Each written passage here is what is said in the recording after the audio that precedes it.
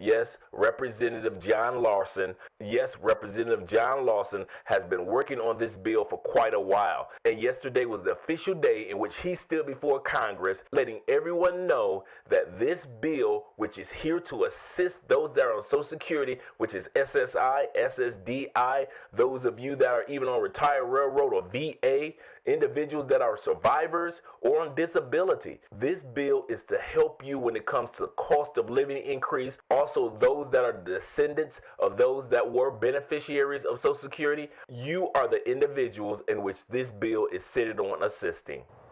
It's been 50 years. Let me repeat that.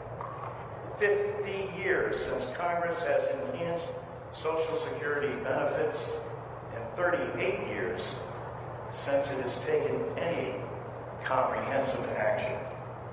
This is compounded by the fact that 10,000 baby boomers a day become eligible for Social Security, and millennials will need Social Security more than any generation before. There are 65 million Social Security recipients. And let's be real here. This isn't just a statistic. And what you'll hear today from our members, and what all of you in this audience and viewers and listeners understand, these are your parents. These are your brothers and sisters, your aunts, your uncles, your family, your neighbors. So what's different about this bill and this Congress? What's different is that we have a person on Pennsylvania Avenue who knows and understands that Social Security is a sacred trust. The man from Scranton, Pennsylvania knows firsthand the concerns of working people and understands their worries about financial security. That's why we've combined President Biden's proposals with our Ways and Means initiatives to expand and enhance Social Security benefits.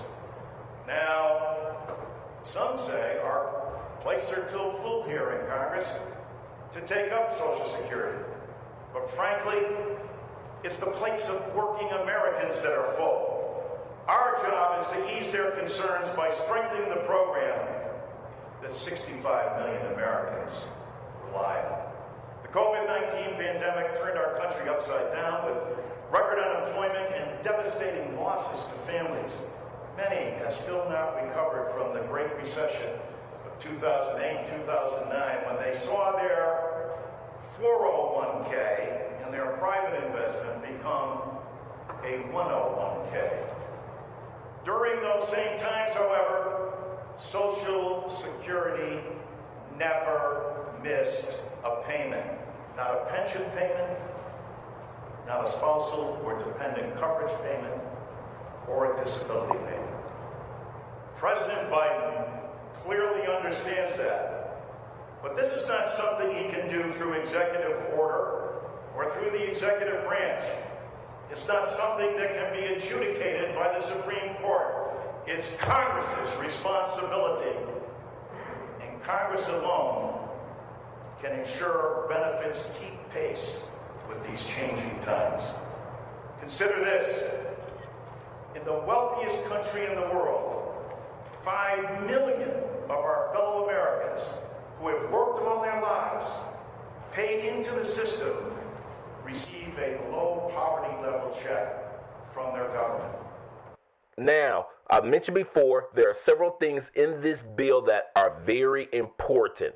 First thing is he wants to raise the amount that individuals receive for Social Security, SSI and SSDI, at least 125% over the poverty line. So that means taking individuals over the threshold of $12,000+ a year. Because to sit back and expect you all to live on less than $12,000 a year for the rest of your lives is not fair at all after all the hard work that you've put into making sure that the Social Security program continues on for all these years. So they want to make changes in regards to that. The other thing that they want to do is they want to change how the cost of living adjustment is calculated. Right now, it's calculated by using inflation numbers for 3 months: July, August, September, as we all know. And then on October 13th every year, they usually give the cost of living amount that'll be for the following year.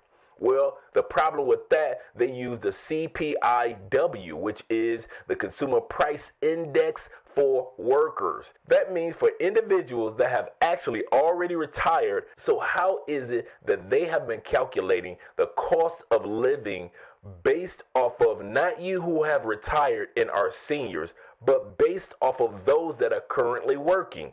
That's not fair. So Representative Lawson wants to make sure that this change occurs, to make sure that you guys get your calculation by way of what's called the CPIE, meaning the calculations in which they use will change to include the things that seniors and those that have retired and those that are on disability pay for example, such as medical needs. These are the things that are not being calculated currently. Just imagine what your medical bill, your pills, your medications, your prescriptions, all of that is not even being calculated when it comes to your cost of living adjustment. And there are several other things that are part of this bill. So we're going to keep you guys posted over the next few months to see where this bill goes. We know that a lot of bills have been presented for Social Security over the last few months. So those of you that have been waiting for change to take place when it comes to Social Security, now that they're finally coming to the finish line for the infrastructure stimulus bills, hopefully they turn towards focusing on Social Security a lot more than just focusing on the pandemic. And when it comes to being a senior, well, there are 10 things that have become a lot more expensive for you to pay for over the last 20 years. And number 10 is this: real estate tax. In 2000, you guys would have to pay about $690. Now you individuals have to pay at least $1494 when it comes to your annual taxes for your home. And since 2000, that has had a 117% increase for what you pay as seniors for real estate tax. And number 9 that you're paying more than ever is gasoline. In 2000, individuals were paying on average of $1.31 per gallon. Now you're averaging $2.80 per gallon. The percentage impact is 118% increase just for you seniors. We're not talking about everyone else. We're just talking about the cost that seniors are paying. Another thing that seniors are paying, and this is a tie for number 8. The next one is ground beef. If you want to make a hamburger and you're a senior, well, at one point in time, it was just $1.90 a pound. Now you're paying about $4.30 on average a pound. And the increase is 127% just to make a hamburger. And it's the same thing. And if you want to make that hamburger on the grill, well, the propane costs have gone up as well.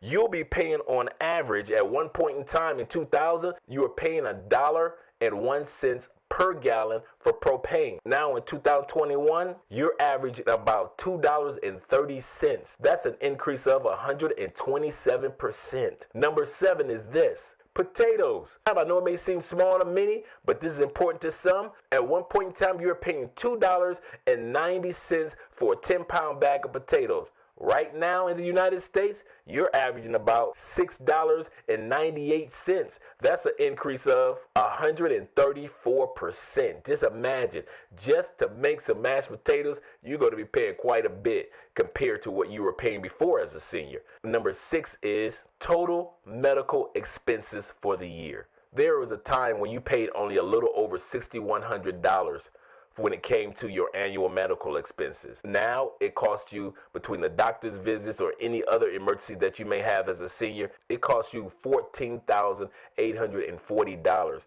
That's an increase of 142% just for your annual medical expenses. And when it comes to heating your home, just like many of us are doing right now for the fall and winter months, it used to cost you $1.15 per gallon to turn your thermostat up and heat your home.